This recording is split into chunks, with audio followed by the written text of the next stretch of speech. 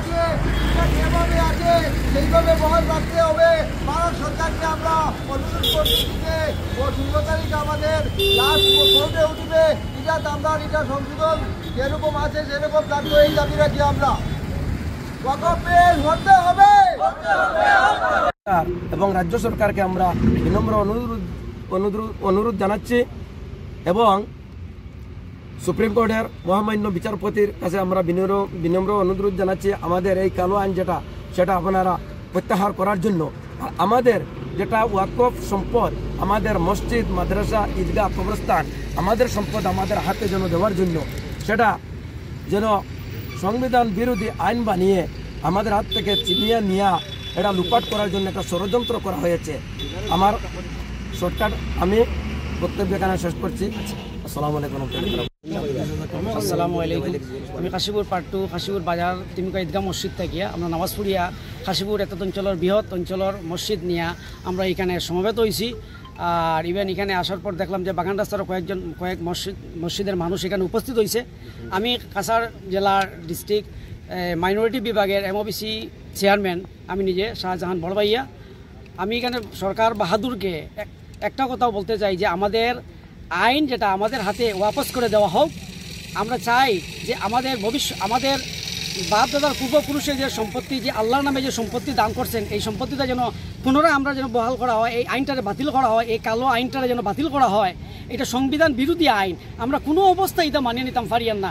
সুতরাং আমরা ভারতবর্ষের মহামান্য সুপ্রিম কোর্টের বিচারপতিকে আমরা বিনম্রভাবে অনুরোধ জানাচ্ছি এবং এই ভারত সরকার এবং রাজ্য সরকারের কাছে আমরা বিনম্র আবেদন জানাচ্ছি যে আমাদের এই আইনটাকে মানে রিজেক্ট করা হোক, পুনরায় আমাদের এই জমিটাকে ওয়াপস করে দেওয়া হোক।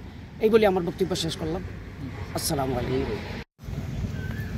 এখানে যেখানে আমরা উপস্থিত আছি এখানে হলো কাশীপুর পার্ট 2। আমরা এখানে কাশীপুর অঞ্চলের সব মসজিদের যারা মুসল্লি যারা আসেন নমাজ পড়িছেন, সারা আমরা নমাজ পড়িয়া এখন একত্রিত হইয়া একটা প্রতিবাদী সভা আমরা করছি, যেটা ওয়াকফ বিল বিরোধী প্রতিবাদ। যে বর্তমান আমাদের যেটা ওয়াকফ বিল যেটা মানে আইন হিসাবে গ্রহণ করা হয়ে গেছে, যেটা আজকে বিলটা যেহেতু আইন হিসাবে বানানো হয়েছে, এই বিলের প্রতিবাদ করতে আমরা এখানে একত্রিত হয়েছি।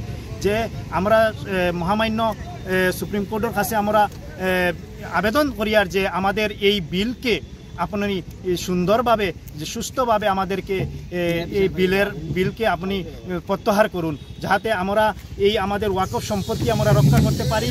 এই ওয়াকফ সম্পত্তি এটা আমাদের পূর্বপুরুষরা এখানে আমাদের জন্য রেখে গিয়েছেন, এটা যাতে আমরা কোনোভাবে আমরা কাউকে হাতে আমরা দিতে হস্তান্তর করতে আমরা রাজি নয়। যাতে এই যদি এই ওয়াকফ সম্পত্তি ওরা হস্তান্তর করে নেয়, তাহলে অনেক অনেক বড় বড় পুঁজিপতিরা এখানে তাদের লাভ মুনাফা এখানে নিয়ে নেবে।